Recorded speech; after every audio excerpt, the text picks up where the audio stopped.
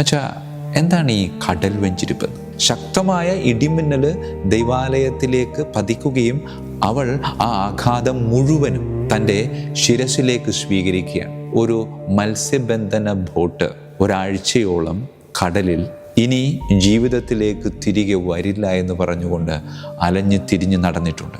പ്രിയമുള്ളവരെ, മരണത്തെ മുഖാഭിമുഖം കണ്ടവർ ഇന്നും ജീവിച്ചിരിക്കുന്നുണ്ടെങ്കിൽ അവർ പറയുന്നത് തങ്ങളുടെ അമ്മയുടെ സ്നേഹത്തെ പറ്റി. ട്രോളിംഗ് നിരോധനം കഴിഞ്ഞ തൻ്റെ പ്രിയപ്പെട്ട മക്കൾ മത്സ്യബന്ധനത്തിനായി കടലിലേക്ക് യാത്രയാകുമ്പോൾ അതിന് തൊട്ടു മുൻപ് രൂപവുമായി ആ ദൈവാലയത്തിലെ വൈദികർ അലങ്കരിച്ച ബോട്ടിലേക്ക് പ്രവേശിച്ച് കടലിൻ്റെ അടുത്ത് ചെന്ന് ഈ പരിശുദ്ധ അമ്മയുടെ തിരുസ്വരൂപം കൊണ്ട് അമ്മ ആശീർവദിക്കുമ്പോൾ ഈ കടലമ്മയോട് മഞ്ഞമ്മ പറയുന്നത് മറ്റൊന്നുമല്ല, എൻ്റെ മക്കൾ, കുറച്ചു നാളത്തെ ട്രോളിംഗ് നിരോധനത്തിന് ശേഷം നിന്റെ അടുക്കലേക്ക് കടന്നു വരികയാണ്.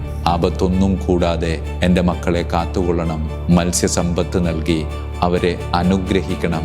അക്രൈസ്തവരായ ഒരുപാട് ആളുകൾ ആ മഞ്ഞുമാതാവിൻ്റെ നടയിൽ വന്ന് തിരികെത്തിച്ച് അവിടുത്തെ വൈദികരുടെ ആശീർവാദത്തോടു കൂടെയാണ് ഈ ബോട്ടുകൾ മത്സ്യബന്ധനത്തിനായിട്ട് പോകുന്നത്. ഈ അനുഭവത്തിലൂടെ കടന്നു പോകുമ്പോൾ അമ്മയുടെ സാന്നിധ്യം നമ്മുടെ കൂടെയുണ്ട്. അത് എന്തൊക്കെ സംഭവിച്ചാലും ഉണ്ടാകും എന്നൊരു ഉറപ്പാണ് ഈ പരിശുദ്ധ മഞ്ഞുമാതാവിൻ്റെ ദൈവാലയവും ആ ദൈവാലയത്തിലെ തിരുനാൾ ആഘോഷങ്ങളും നമ്മോട് പങ്കുവയ്ക്കുന്നത്.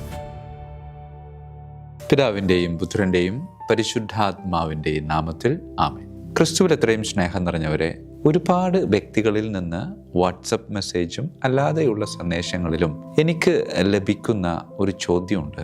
അച്ഛാ, എന്താണ് ഈ കടൽ വെഞ്ചിരിപ്പെന്ന്?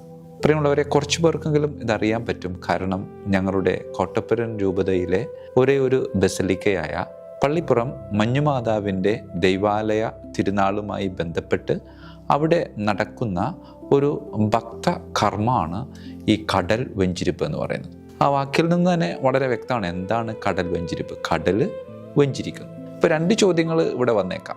എങ്ങനെയാണ് ഈ കടൽ വെഞ്ചിരിക്കുന്നത്? എന്തിനു വേണ്ടിയാണ് ഈ കടൽ വെഞ്ചിരിക്കുന്നത്? പ്രിയമുള്ളവരെ, പള്ളിപ്പുറം ദൈവാലയ പരിസരത്ത് ചെന്നിട്ടുള്ളവർക്കറിയാം, പള്ളിപ്പുറം എന്ന് പറയുന്നത് പരിശുദ്ധ അമ്മയുടെ ഒരു മണ്ണാണ്. പരിശുദ്ധ അമ്മയുടെ പ്രത്യേകമായ കൃപ നിറഞ്ഞു തുളുമ്പി നിൽക്കുന്ന ഒരാലയാണ്. ഇതിന് മഞ്ഞുമാതാവ് എന്ന് പേര് വരാനുള്ള കാരണം, മഞ്ഞിനെപ്പറ്റി കേരളത്തിൽ നമുക്ക് ചിന്തിക്കാൻ പറ്റാത്തൊരു കാര്യമാണ്. ഇങ്ങനെ മഞ്ഞ് പൊഴിക്കുന്ന ഒരു രാത്രി എന്നൊക്കെ പറയുന്നത് വിദേശ രാജ്യങ്ങളിലൊക്കെ അത് പലപ്പോഴും കണ്ടിട്ടുണ്ടാകും, കേട്ടിട്ടുണ്ടാകും. പക്ഷെ നാട്ടിൽ അങ്ങനെ ഒരവസ്ഥ ഇതുവരെ സംഭവിച്ചിട്ടില്ല. അങ്ങനെ സംഭവിക്കാത്ത ഒരിടത്ത് ടിപ്പു സുൽത്താൻ തൻ്റെ പടയോട്ട കാലഘട്ടത്ത് വൈപ്പിൻകരയുടെ മുനമ്പായ ആ ഭാഗത്തേക്ക് വരുമ്പോൾ പള്ളിപ്പുറത്തുണ്ടായിരുന്ന പരിശുദ്ധ അമ്മയുടെ ദൈവാലയം നശിപ്പിക്കാനായിട്ട് തീരുമാനിക്കാം.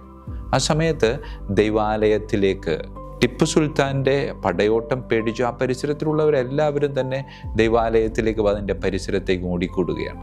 അപ്പോൾ ആ പ്രദേശത്തിൻ്റെ അമ്മയായ പരിശുദ്ധ കന്യകാമറിയം മഞ്ഞുപോലുള്ള ഒരു മൂടുപടം കൊണ്ട് ആ ദൈവാലയത്തെയും അതിൻ്റെ പരിസരത്തെയും പൊതിഞ്ഞു വെക്കുകയും ടിപ്പുവിൻ്റെ കണ്ണിൽപ്പെടാതെ ആ ആലയത്തെ കാത്തു സൂക്ഷിക്കുകയും ചെയ്തു എന്ന് ചരിത്രം പറയുന്നുണ്ട്. അതിന് തൊട്ടടുത്തുണ്ടായിരുന്ന പള്ളിപ്പുറം കോട്ട ഇപ്പോഴും അവിടെയുണ്ട്. അതിൻ്റെ അവശിഷ്ടങ്ങൾ, ആ കോട്ടയ്ക്കൊരു പ്രത്യേകതയുണ്ട്, അതിൻ്റെ മേൽക്കൂര അവിടെയില്ല. കാരണം ടിപ്പു ഏകദേശം ഒരു ഊഹം വെച്ച് തൻ്റെ പീരങ്കി പ്രയോഗിച്ചപ്പോൾ കൊണ്ടത് പള്ളിക്കല്ല, മറിച്ച് കോട്ടയ്ക്കായിരുന്നു. പള്ളി അവിടെ സ്നേഹത്തിൻ്റെ അമ്മയുടെ പ്രതീകമായി അവിടെ നിൽക്കുകയാണ്. അന്നു മുതൽ അവിടെയുള്ള ഓരോ മക്കളും ഈ അമ്മയെ മഞ്ഞു പൊതിഞ്ഞ് നമ്മളെ കാത്തുപാലിച്ച അമ്മ എന്ന പേര് സൂചിപ്പിച്ചുകൊണ്ട് മഞ്ഞുമാതാവ് എന്ന് വിളിക്കാൻ ആരംഭിച്ചു. ചരിത്രം വീണ്ടും ഇങ്ങനെ അതിൻ്റെ സൗന്ദര്യത്തിൽ ഇങ്ങനെ മുന്നോട്ട് ഒഴുകിക്കൊണ്ടിരിക്കുമ്പോൾ വീണ്ടും പല ഇടങ്ങളിലും പരിശുദ്ധ അമ്മയുടെ ഒരു കരുതൽ അവിടെയുള്ള വ്യക്തികൾ പല രീതിയിലും അനുഭവിച്ചിട്ടുണ്ട്. ഒരിക്കൽ വിശുദ്ധവാര തിരുക്കർമ്മങ്ങളിലൂടെ കടന്നു പോകുമ്പോൾ പെസഹ വ്യാഴാഴ്ച ദൈവാലയത്തിൽ എല്ലാവരും ഒരുമിച്ച് കൂടി അന്ത്യത്താഴ ബലി അർപ്പിച്ചുകൊണ്ടിരിക്കുന്ന സമയത്ത് ശക്തമായ ഇടിയും കാറ്റും മിന്നലും ഒക്കെ ഉണ്ടാവുകയാണ്. ശക്തമായ ഇടിമിന്നൽ ദൈവാലയത്തിലേക്ക് പതിക്കുകയും ആ ദൈവാലയത്തിന് ഒരു പോറൽ പോലും ഏൽക്കാതെ അതിന് മുകളിൽ സ്ഥാപിതമായിരുന്ന പരിശുദ്ധ കന്യകാമറിയം അത് ശിരസാ വഹിച്ചുകൊണ്ട് അവൾ ആ ആഘാതം മുഴുവനും തൻ്റെ ശിരസിലേക്ക് സ്വീകരിക്കുകയാണ്. ശിരസിൽ അവൾ ധരിച്ചിരുന്ന കിരീടം ഛിന്ന ഭിന്നമായി പോയി എന്ന് അവിടെ ജീവിച്ചിരിക്കുന്നവരോട് ചോദിച്ചിട്ടുണ്ടെങ്കിൽ അത് കൃത്യമായി അനുഭവത്തിലൂടെ അവർ പങ്കുവയ്ക്കുന്നത് നമുക്കിപ്പോഴും കേൾക്കാൻ സാധിക്കും. ഏതാണ്ട് ഒരു 50 വർഷങ്ങൾക്ക് മുമ്പ് ഒരു മത്സ്യബന്ധന ബോട്ട് ഒരാഴ്ചയോളം കടലിൽ ഇനി ജീവിതത്തിലേക്ക് തിരികെ വരില്ല എന്ന് പറഞ്ഞുകൊണ്ട് അലഞ്ഞു തിരിഞ്ഞ് നടന്നിട്ടുണ്ട്. ആ ബോട്ടിലുള്ളവർ, പഞ്ചുചേട്ടനാണ് അതിൻ്റെ ശ്രാങ്ക് എന്നാണ് എൻ്റെ ഓർമ്മ, അവരിപ്പോഴും ജീവിച്ചിരിക്കുന്നുണ്ട്. അവരിത് പറയുമ്പോൾ അവരുടെ ആവേശം കാണണം. പ്രിയമുള്ളവരെ, ഇന്ന് നിലവിലുള്ള മത്സ്യബന്ധന ബോട്ടുകളുമായി അതിനെ താരതമ്യം ചെയ്യരുത്. അതിരാവിലെ പോയി ഉച്ചയോടുകൂടെ തിരിച്ചു വരാവുന്ന ഒരു ഒരുക്കം മാത്രമേ ആ ബോട്ടുകൾക്കുണ്ടായിരുന്നുള്ളൂ. എന്തോ യന്ത്രത്തകരാറും അതോടൊപ്പം തന്നെ പ്രകൃതിയുടെ ചില അസ്വസ്ഥതകളും ഈ ബോട്ടിന് മുന്നോട്ട് പോകാനായിട്ട് സാധിക്കാതെ വന്നു. ആ ബോട്ടിലുള്ളവർ മരണം മുന്നിൽ കണ്ടതാ. പക്ഷേ ഒരാഴ്ച കഴിഞ്ഞപ്പോൾ അത് പള്ളിപ്പുറം പള്ളിയുടെ മുന്നിലെ ബോട്ട് ജെട്ടിയിൽ വന്നെടുക്കുക.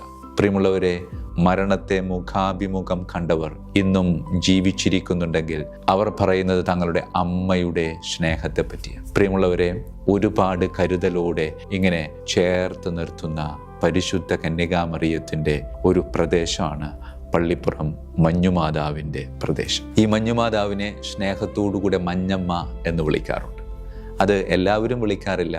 പക്ഷേ അവിടെ ജനിച്ച് വൈദികനായി കർമ്മലീത്ത സന്യാസ സഭയുടെ ഡെഫിനിറ്റർ ജനറലൊക്കെ ആയിരുന്ന അൽമേഡ അച്ഛൻ പരിശുദ്ധ മഞ്ഞുമാതാവിനെ മഞ്ഞമ്മ എന്ന് വിളിക്കാറുണ്ട്. പ്രിയമുള്ളവരെ, ഈ മഞ്ഞമ്മ കടലമ്മയെ കാണാൻ പോകുന്ന ഒരു സുന്ദരമായ ഒരനുഭവമാണ് ഈ കടൽ വെഞ്ചിരിപ്പ് എന്ന് വേണമെങ്കിൽ എളുപ്പത്തിൽ നിങ്ങൾക്ക് പറഞ്ഞ് മനസ്സിലാക്കി തരാം. ട്രോളിംഗ് നിരോധനം കഴിഞ്ഞ് തൻ്റെ പ്രിയപ്പെട്ട മക്കൾ മത്സ്യബന്ധനത്തിനായി കടലിലേക്ക് യാത്രയാകുമ്പോൾ അതിന് തൊട്ടു മുൻപ് ഏതാണ്ട് 30-ാം തീയതിയാണ് അവിടെ ദൈവാലയത്തിൻ്റെ തിരുനാളിൻ്റെ കൊടികയറ്റം. അതിന് മുമ്പ് രാവിലെ ഏതാണ്ട് 10 മണിയോടുകൂടെ ആ ദൈവാലയത്തിലെ പ്രധാന 2 രൂപങ്ങളും പരിശുദ്ധ അമ്മയുടെ വലിയ പ്രതിഷ്ഠയായ ചെറിയ പ്രദക്ഷിണത്തിന് കൊണ്ടു നടക്കുന്ന രൂപവുമായി ആ ദൈവാലയത്തിലെ വൈദികർ അലങ്കരിച്ച ബോട്ടിലേക്ക് പ്രവേശിച്ച് കടൽവായിലേക്ക് ചെല്ലുകയാണ്. അങ്ങനെ കടലിൻ്റെ